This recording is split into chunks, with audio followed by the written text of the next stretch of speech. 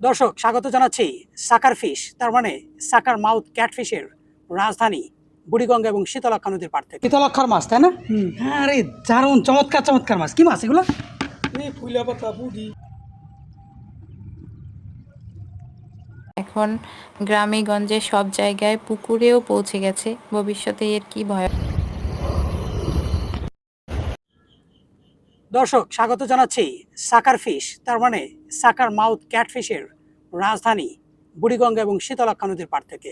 আপনারা দেখছেন যে আমার সামনে একটি সাকার মাউথ ক্যাটফিশের মৃতদেহ পড়ে আছে, কঙ্কাল। এই যে দেখেন এর বিশাল আকৃতির কাটা এবং এখানে পোকা ধরছে। এখন আসেন সাকার মাউথ ক্যাটফিশ নিয়ে কিছু কথা বলি। এই মাছটি নিয়ে বাংলাদেশ এখন বিপর্যয়ের সম্মুখে। দেশীয় প্রজাতির প্রাকৃতিক মাছের ডিম তো একেবারে নাই করে দিচ্ছে।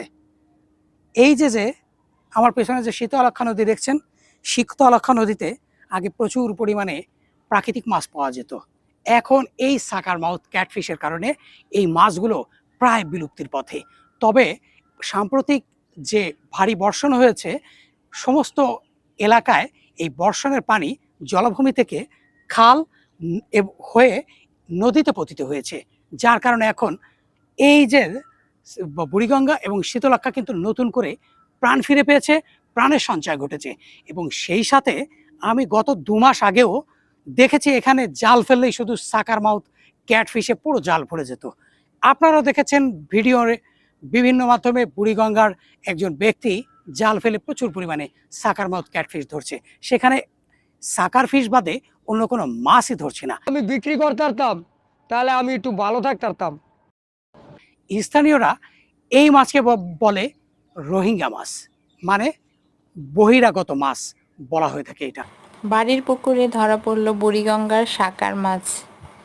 দেখেন, বিষাক্ত সাকার মাছ এখন গ্রামে গঞ্জে সব জায়গায় পুকুরেও পৌঁছে গেছে। ভবিষ্যতে এর এটা আপনারা সবাই জানেন যে এটা অ্যাকোরিয়াম থেকে বিদেশ থেকে আমদানি করে অ্যাকোরিয়ামে রাখা হয়েছিল এবং সেখান থেকে বাংলাদেশের নদ নদীতে ছড়িয়ে পড়েছে আগ্রাসী মাছ হিসেবে। এই দখলদার মাছটি আমাদের দেশীয় প্রজাতির প্রাকৃতিক মাছ, মাছের পোনা, ডিম সব খেয়ে একেবারে শেষ করে ফেলছে। তবে সাম্প্রতিক কিন্তু আমরা দেখতে পাচ্ছি এই শীতলক্ষা নদীতে কিছু মাছ পাওয়া যাচ্ছে, দেশীয় প্রজাতির প্রাকৃতিক মাছ। দেখুন কি কি মাছ এখানে পাওয়া যাচ্ছে। কাকা, মাছ পাইছেন? হ্যাঁ, শীতলক্ষার মাছ তাই না? হ্যাঁ, আরে দারুণ চমৎকার চমৎকার মাছ। কি মাছ এগুলো? ফুলা পাতা বুড়ি। ফুলা পাতা, ওইটা হচ্ছে গিয়ে আপনার এটা হলো আপনার বাসা। বাসা। আর এইটা এটা হচ্ছে ফলই। এটা পুটি। এটা পুটি এত বড়? এটা ফলি। ফলই, হ্যাঁ। এটা পুটি। আর এই যে এটা এটা এটা এটা এটা ওই যে করলাম বাসা। বাসা, আচ্ছা আচ্ছা, এটা বাসা। বাসা। আবার দেখতেছি আছে, এই যে লাইলুটিকা। নাইলোটিকা আছে, এই যে খল্লা। খরলা মাছ আছে। আরো দেখলাম এই যে এইগুলা কি মাছ এগুলা? এটি ঘুরাগাড়ি। ঘোড়াগাড়ি, চেলা ঠেলা এইগুলা তাই না? ইলিশ বড় রকম। হ্যাঁ, এই একটা মাছ কালীবাউস। কালীবাউস।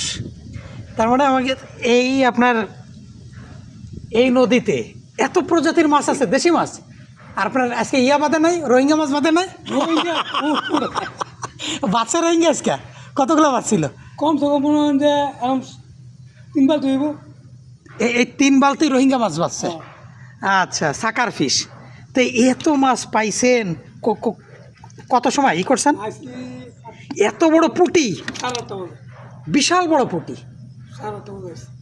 আলহামদুলিল্লাহ, মোটামুটি আধা কেজির মতো মাছ পেয়ে গেছেন। তা কালীবাউস মাছ চিন্তা করা যায়, এই মাছটা তো হারাই গেছে প্রায়, তাই না? এই মাছটা হারাই গেছে, এখন দেখা যায় না। দেখলাম যে আপনার এটা কি মাছ? এটাও কালীবাউস। এতটুকুলা সাইরা দেবেন, এতটুক সাইজের যদি ধরেন, বড় মাছ তো পাবেন না। এগুলা যদি সব ধরে ফেলেন তাহলে বড় মাছ পাবেন না।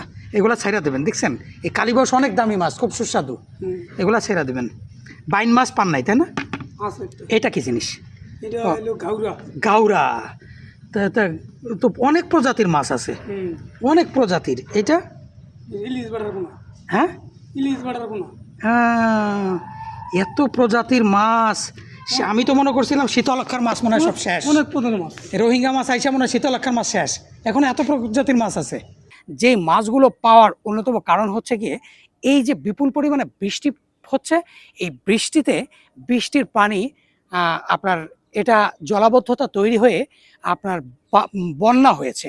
এই বন্যা হয়ে খাল বিলের যে প্রাকৃতিক মাছগুলো আছে সেগুলো কিন্তু এই বুড়িগঙ্গা এবং শীতলক্ষায় ছড়িয়ে পড়েছে, যার ফলে ইদানিং কিন্তু আবার দেশীয় প্রজাতির কিছু প্রাকৃতিক মাছ পাওয়া যাচ্ছে। তবে বৃষ্টিটা শেষ হয়ে গেলেই আবার এই মাছগুলো সাকার মাউথ ক্যাটফিশ এই দেশীয় প্রজাতির প্রাকৃতিক মাছ এবং এদের ডিম খেয়ে আবার এটাকে সাবার করে দেবে। তা এই যে বাংলাদেশ মৎস্য গবেষণা ইনস্টিটিউটের গবেষণাগার যে গবেষকরা রয়েছে, আসলে তাদের কাজটা কি, তারা কি অবদান রেখেছে আমাদের বাংলাদেশের জন্য? এত বছর ধরে এই সাকার মাউথ ক্যাটফিশ বাংলাদেশে ছড়িয়ে পড়েছে, সেইটা নিধনে তাদের কোনো গবেষণাপত্র নথি এখন পর্যন্ত তারা প্রকাশ করেনি, কোনো গেজেট প্রকাশ করেনি। তার মানে এইভাবে কিন্তু ধুকে ধুকে আমাদের দেশীয় প্রজাতির প্রাকৃতিক মাছগুলো শেষ হয়ে যাবে। তারপর দেখেন ভয়ঙ্কর একটা ব্যাপার, বাংলাদেশ মৎস্য অধিদপ্তর রয়েছে কিন্তু এই যে প্রকাশ্যে যে এই চায়না দুয়ারি জালগুলো প্রকাশ্যে বিজ্ঞাপন দিয়ে অনলাইনের মাধ্যমে বিক্রি করা হচ্ছে, সারা বাংলাদেশে একেবারে ভাইরাস মহামারীর মতো ছড়িয়ে পড়েছে এবং প্রকাশ্যে অনলাইনে বিক্রি হচ্ছে, হাট বাজারে বিক্রি হচ্ছে, খাল বিলগুলোতে ছেয়ে গেছে। যদিও আপনার বাংলাদেশ রিভার পুলিশ, নৌ পুলিশের একটি ফেসবুক আইডি থেকে কিছুদিন ধরে দেখছি পেজ থেকে, তারা কিন্তু মাত্র গত কয়েক মাস ধরে তারা নিজ উদ্যোগে কিন্তু ব্যাপক পরিমাণে অবৈধ চায়না দুয়ারি জাল উচ্ছেদ অভিযানে নেমে পড়েছে। কিন্তু এইটা আসলে ব্যাপকভাবে যেইভাবে হওয়ার দরকার সেইভাবে কিন্তু আমরা দেখতে পাচ্ছি না। প্রচুর পরিমাণে চায়না দুয়ারি জাল ছড়িয়ে পড়েছে। মৎস্য অধিদপ্তরকে বললে মৎস্য অধিদপ্তর বলে আমাদের পর্যাপ্ত পরিমাণে বাজেট নাই, আমাদের পর্যাপ্ত পরিমাণে লোকবল নাই। তাহলে এটা কিন্তু একটা নিষিদ্ধ জাল, তাহলে পুলিশ প্রশাসন কেন যেখানে সেখানে দেখলেই ধরতেছে না? আমাদের যে উপজেলা প্রশাসন রয়েছে, ইউনোরা রয়েছে, ডিসি মহোদয়রা রয়েছে, তাদের ব্যক্তিগত উদ্যোগেও কিন্তু নির্বাহী ম্যাজিস্ট্রেটের মাধ্যমে কিন্তু বিভিন্ন জায়গায় তারা অভিযান চালাতে পারে। নিরাপদ খাদ্য অধিদপ্তরে কিন্তু বিভিন্ন হাট বাজার অভিযান চালায়। যেহেতু এটা নিষিদ্ধ এবং মাছ আমাদের খাদ্যের অন্তর্ভুক্ত, সুতরাং নিরাপদ খাদ্য অধিদপ্তরে কিন্তু এই অবৈধ জালের বিরুদ্ধে আপনার অভিযান পরিচালনা করতে পারে। এখন কথা হচ্ছে কি, তাহলে আমাদের অনীহাটা কোথায়? আসলে এই যে চায়না জালগুলো এখন যে বিদেশ থেকে আমদানি করা হচ্ছে তা না, সরাসরি এখন বাংলাদেশে এগুলা কিন্তু ম্যানুফ্যাকচার করা হচ্ছে, সরাসরি তৈরি করা হচ্ছে বাংলাদেশের আপনার কারখানাগুলোতে, সরাসরি তৈরি করা হচ্ছে, প্রকাশ্যে বিক্রি করা হচ্ছে এবং প্রকাশ্যে মাছগুলো ধরা হচ্ছে। এই চায়না দুয়ারি জালের ফলে আপনার দেশীয় প্রজাতির প্রাকৃতিক মাছ তো শেষ হচ্ছেই, সেই সাথে অন্যান্য যে জীববৈচিত্র্যগুলো রয়েছে, আমাদের শামুক রয়েছে যাকে বলা হয় প্রকৃতির ফিল্টার, এবং ইঁদুর দমনের যে মুখ্য ভূমিকা পালন করে সাপগুলো এই চায়না দুয়ারি জালে মারা যাচ্ছে, কচ্ছপ মারা যাচ্ছে।